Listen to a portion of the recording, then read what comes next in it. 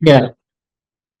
So if someone are not using software, they might be doing the manual procurement processes as of now in the companies. So the issue with manual procurement processes is first issue is the data scrambling. Once RFQ is raised and sent to multiple vendors to get the quotes, and or once the purchase order is raised, once the work order is raised, the communication actually happens through either WhatsApp or email or messages, something like that, and that is actually not a centralized place. Actually, to go back and look into to which vendor I have sent a purchase order 6 months back Mm. for a particular project, it is not that easy. Using a tool actually organizes all these issues, and inventory tracking is also one of the part of the procurement that we are covering as part of our as part of into AEC. So if there is any if there is no tool for inventory tracking that any company is using, they will not have any idea about what are all the goods or materials that are actually coming into the project site, how many of them are being used, how much of them are actually damaged. There might be a possibility of uh, people employees entering a wrong book count also. Let's say they might have Right. Mm. received 10 plywood sheets, they might enter only 8. We don't know Mm. what is happening, which actually hits on the financials of the project as well. Same with respect to the work orders also. Let's say if any work order is sent to a subcontractor to get a work done, and it is sent. That's it. There will not be any tracking. Once, I mean, whether the contractor have come to project site, they have sent workers to the project site. Whether the work is being executed, if it is being executed, how much percentage of it is done, what is pending, what is the status of the work order. No one will have any clue. So all these challenges we are trying to resolve as part of the platform. Yes, sir. Right. Actually, I think from what you said, tracking itself is will be a very huge challenge. Is what I'm able to get from you. So, can we go about with the live demo? Can you show us the module, sir, on procurement? Sure, sure. I'll do. Let me share my screen. So as soon as someone logs into AC, they will be presented with this particular dashboard, which is the CRM dashboard. That is actually out of scope of this webinar. Let me jump into this clients or projects menu, where the people can see the projects that they are currently managing. Let me get into any project. Once any project is open, they should be able to see all the modules that we are offering as part of the platform in terms of project management. So out of it, uh, this third one, the second one over here is procurement. Here we are presenting all the features which are needed actually uh, to manage the material procurement and any work progress within the project. So out of it, generally the procurement starts with an indent. So it can be either from the site or it can be from back office. The project manager or the site engineer or any employee, they can create an indent requesting for the material or requesting for any scope of work that has to be performed by a subcontractor. So coming to the indent, in the indent module, anyone can create an indent. While creating an indent, it will ask whether it is material indent or it is a work indent. Let me create a material indent.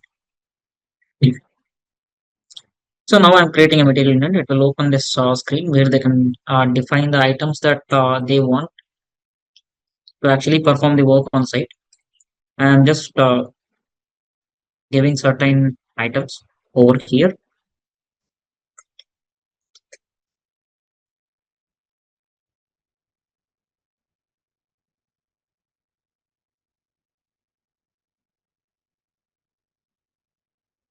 So I just added two items over here, and if they want to draft any kind of notes, they can draft and they can just create an indent.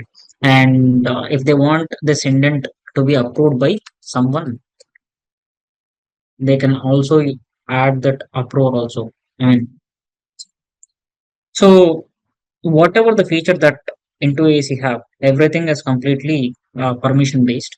So in terms of indent also, we have this permission set where we have the indent creator permission, and we have the indent approver permission. The users with indent creator permission can only create the indent, but they cannot approve the indent, and they cannot convert it into a RFQ, or they cannot convert it into a purchase order or work order. Since since I have logged in with a super admin account, I am able to do anything. So I'm just going ahead and creating an indent over here. So if you notice, the indent is created. In the same lines, let me quickly create the work indent also, which is actually directed to the subcontractors.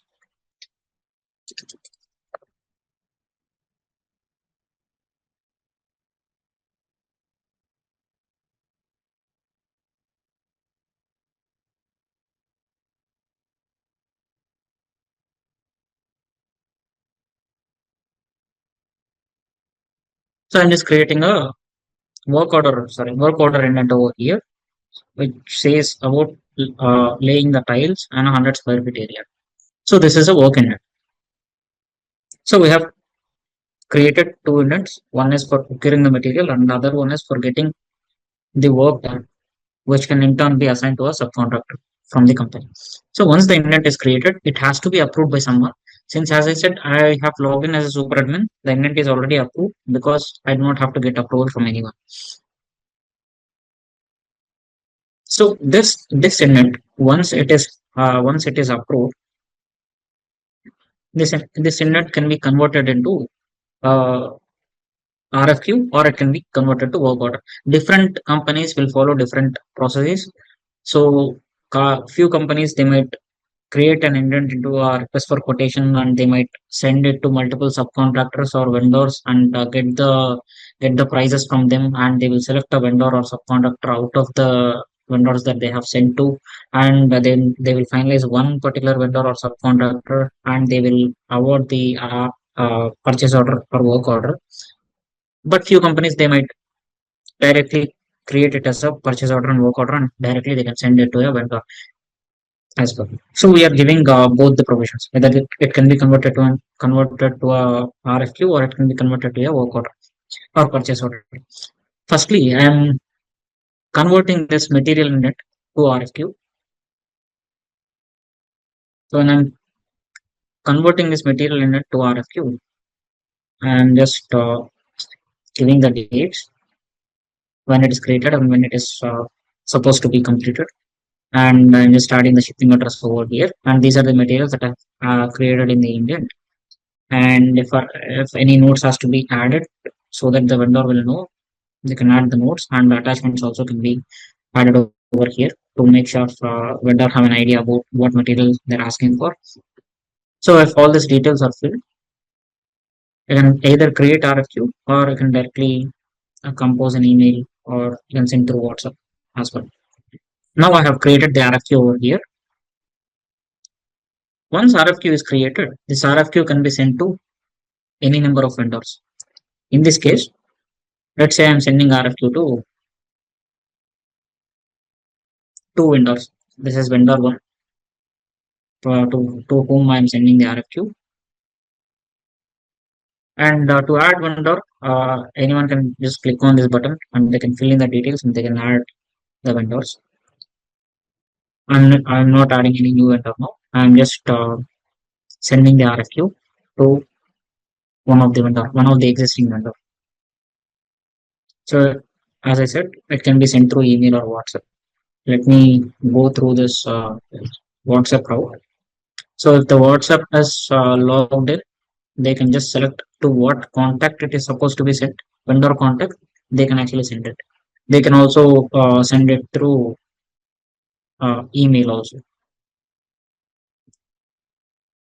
So this is the link that actually you'll be sending to the vendor on WhatsApp.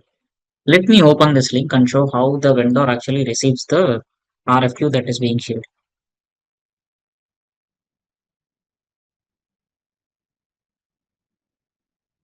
So vendor will be seeing the RFQ in this way, in this format. Vendor can just update the price,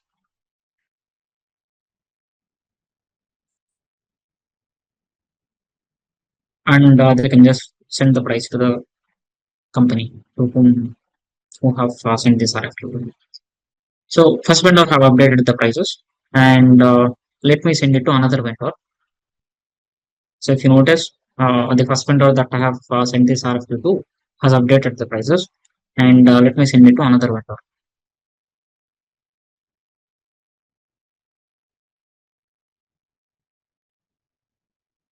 This time I'm just sending it over an email. So this is the email template. And send the and this is just a test email just to show for the demo purpose. Let me show how the vendor actually receives the RFQ. If you notice, this is how the vendor receives the RFQ, the second vendor. And when they click on the link,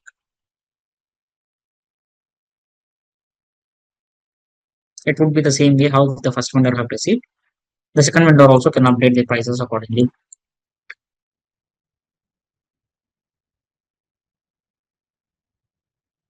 So now the second vendor have also updated the price. If you notice here, it is here you should be able to see that this RFQ is sent to two vendors, and both of them have submitted the prices. And if the RFQ is sent to multiple vendors, yes, there is a provision to actually compare the prices. By just clicking on this compare vendor price, they can compare any number of vendors' quotes in this view. Let's say if this RFQ that I'm talking about is actually created out of estimate that is sent to client, then we will be showing the estimate amount also.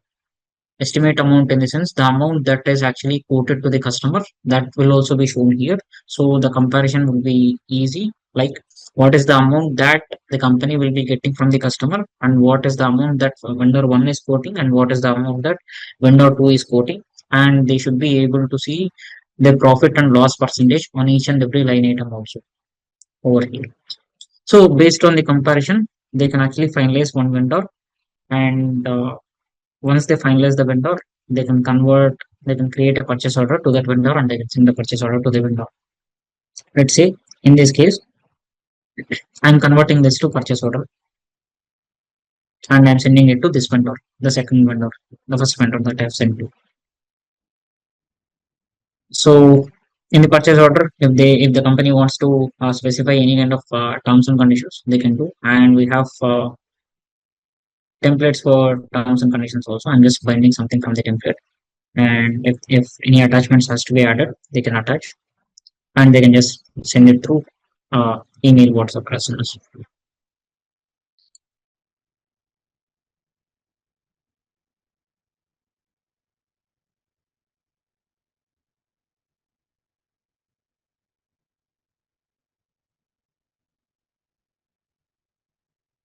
See, if it is WhatsApp, it would be the same. If the WhatsApp is logged in, they can just select the window contact and they can send.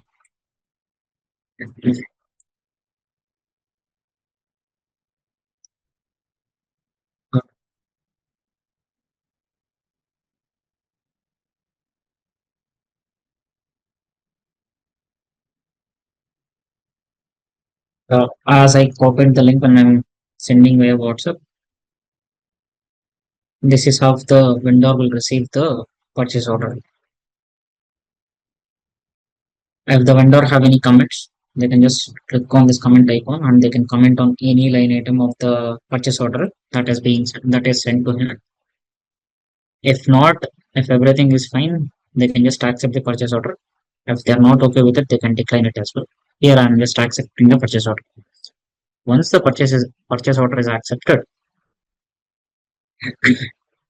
you should be able to see the status being changed over here. The purchase order is accepted. So now the purchase order is sent to the vendor. So what happens next is vendor will be shipping the material to the project site of the company. In that case, Once the material is coming to the site engineer can actually track the material that is coming in from the vendor. How they can do is through this inventory module. When any material is being received from the vendor, the site engineer can track that material in the inventory module. To do that, you just have to create the inventory group, because there'll be various kinds of materials the site engineer might be receiving to site on day-to-day basis. It can be related to furniture, it can be related to electricals, it can be related to steel, it can be related to painting, whatever it is. So he can create the inventory groups and he can bucket the inventory in that particular groups. So in this case, I am just creating a group over here.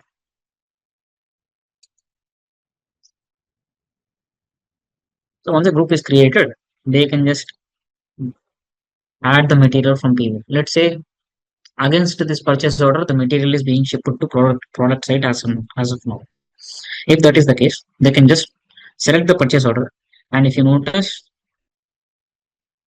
the ordered quantity of plywood is 10. Let's say in the first tranche, they are receiving 4 plywood sheets. They can just mark it as 4. And this paint they are not receiving, for example. And while pulling this inventory from the vendor, they can also give this vehicle number from where this inventory have come from, and they can give any kind of bill number, or if this amount is optional, and if they want to write any notes, they can write notes.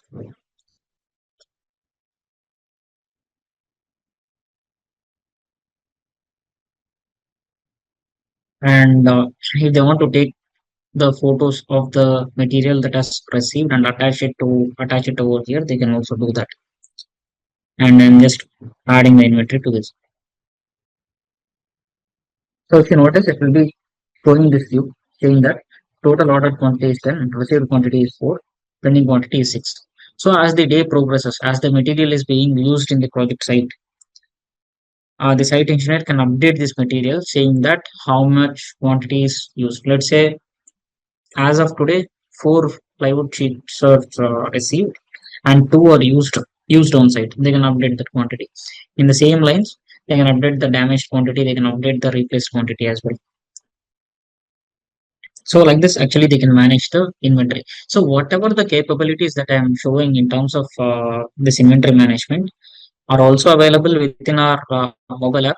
It is not necessarily that site engineer have to use the web application on project site and update over there. It is not like that. They can just open mobile app. They can note the material that is received. They can just take the photo and they can attach and they can log the inventory what is being received. And site engineer, when they are updating the inventory, it is not only about the material that is being received by the vendor from the vendor through the purchase order. They can also request the materials from the project site. Let's say if the site engineer wants any kind of a material in the site to continue the work, they can just request for the material from this request items over here. Let's say as a site engineer, I'm requesting some material over here. They can just send the request to back office or to the project manager, whoever it is. So the other person who is responsible for this issuing the inventory to the project sites, they can see the inventory request from this item request tab. Here, if you notice, this is how they will be seeing the inventory request from the project sites. So from here, they can actually create this inventory request from the site engineer as an indent again. Or else they can just convert it into a purchase order and they can send it to a vendor as well. Let's say in this case, I'm just converting it into an indent.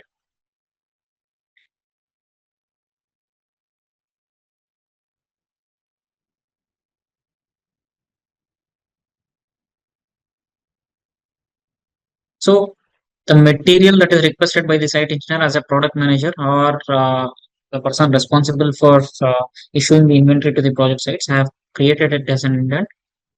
And this indent can actually go to the procurement team who is managing the procurement duties in the company. And if you notice, when this converted to indent tab, it is moved to converted to indent tab since this is converted to indent. Again, from here, the flow will be same. This indents will be received by the procurement team, and they will figure out whether it has to be converted into an RFQ and sent to multiple vendors, get the prices, and then convert to purchase order, send to vendor, and get the material to project site, or directly create a purchase order out of it and send to vendor and procure the material. That is the procurement team's job on how they do it. But site engineer will receive the inventory in this way, and the request what the site engineer made will be processed in the way that I have explained just now. So, if you remember, when the site engineer is receiving the material from the purchase order from the vendor for against any purchase order, he have noted the details of what he have received and from which vehicle number and the attachments, everything. So that can be tracked under this goods receipt. When you go to this goods receipt section, anyone procurement team should be able to see the details that are specified by the site engineer, along with the attachments if they have taken any attachments. So this is the GR.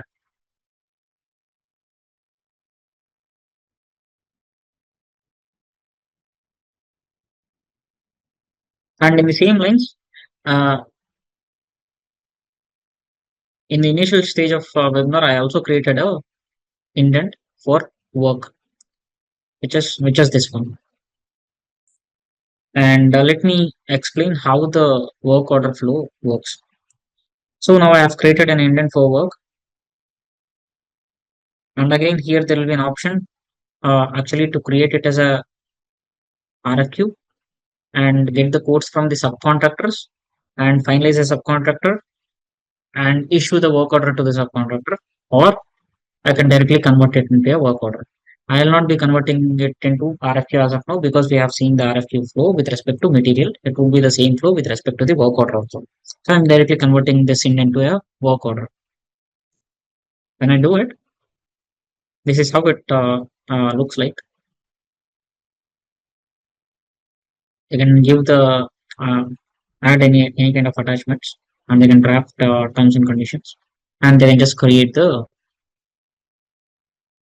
work intent.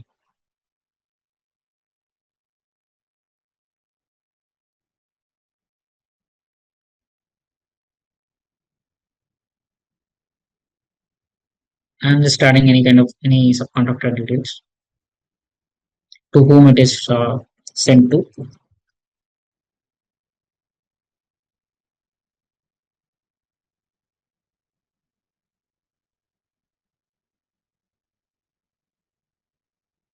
I'm just creating this work order.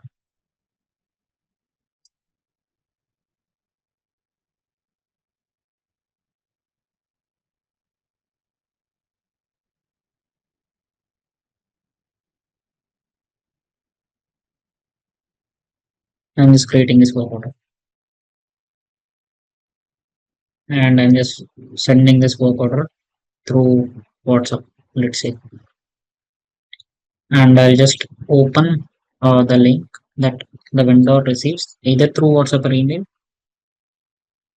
However, the user is sending. And if you notice, this is how the subcontractor will receive the work order. In the same lines, how I have explained about the purchase order, they can comment on any line item or they can accept.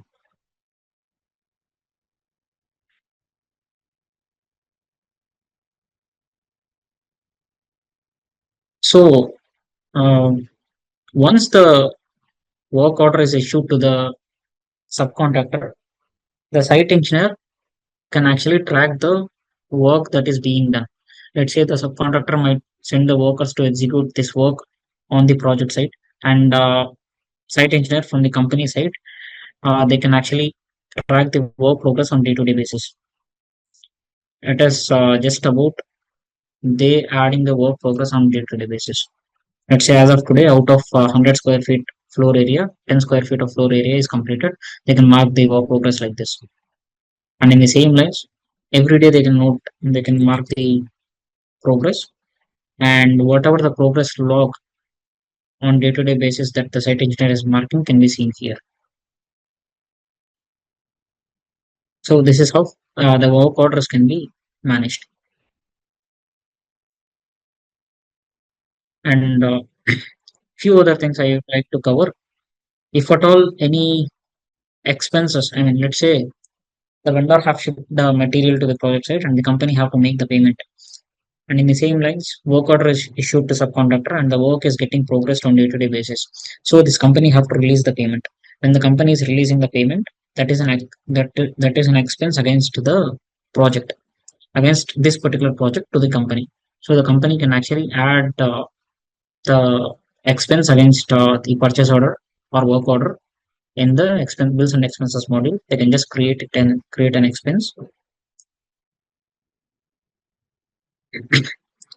and when they are creating an expense, they can mention to whom this expense is directed to. I mean, this payment is directed to. Let's say I have selected one vendor and I have sent a work order to this vendor actually, and this is the work order ID that I have sent, and I can just give the amount, how much I have paid,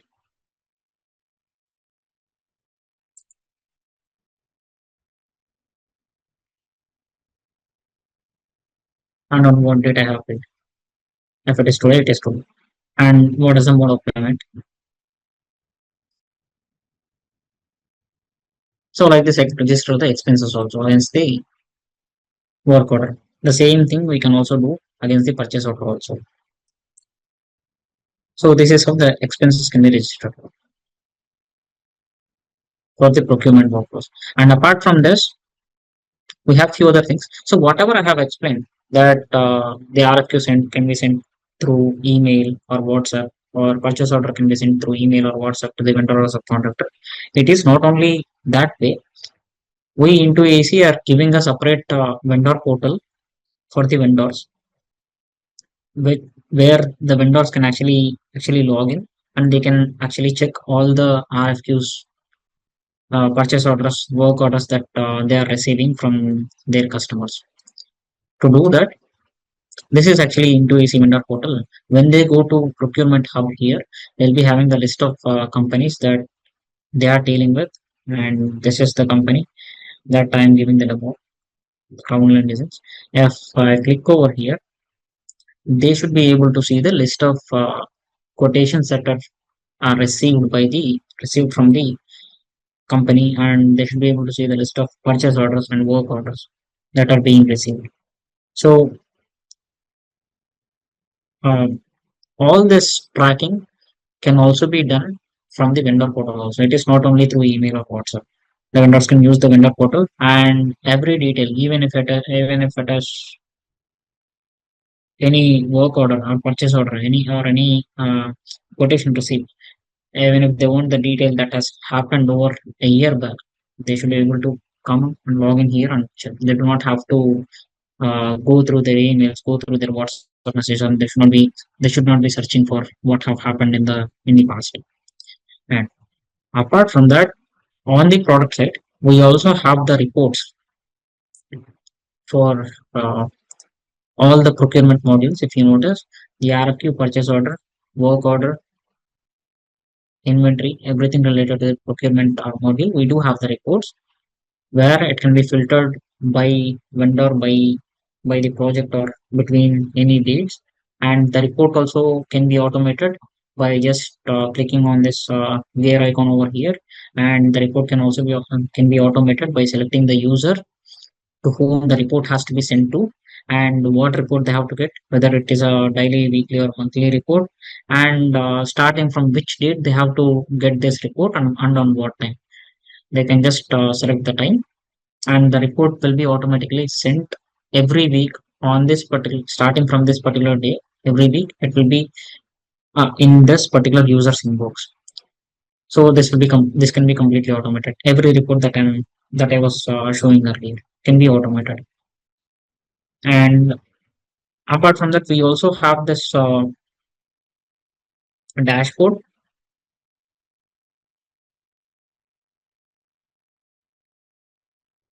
uh,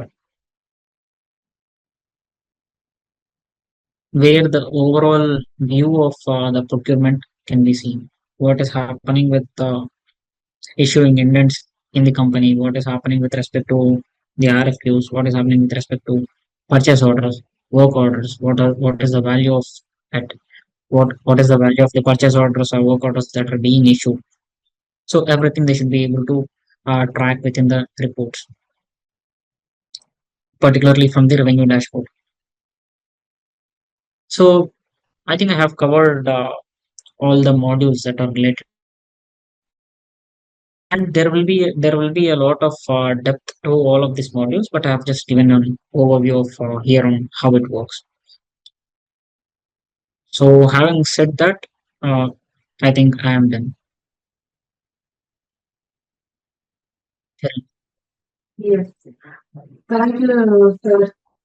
I'm sure this session was very insightful, and I'm also very positive that it would help a lot of people from the AEC industry because, like, from what we see, we are able to figure out how all these modules will be addressing all the pain points that we initially talked about. And so, yes, and I've shared into AEC's website on the chat box here. I'm sure, I hope everyone can see it. So you can actually sign up and we have a 7-day free trial, so you can sign up and see how our modules work. And meanwhile, you can also get in touch with us. So to everyone who's joined today, thank you so much for your time. I'm sure this session would have been of a little help to you, and you can always check out our website and reach out to us. We'll be glad to take you through a demo of all the modules that we have. Thank you, everyone. Thank you for joining in. Have a good day. Bye. Thank you.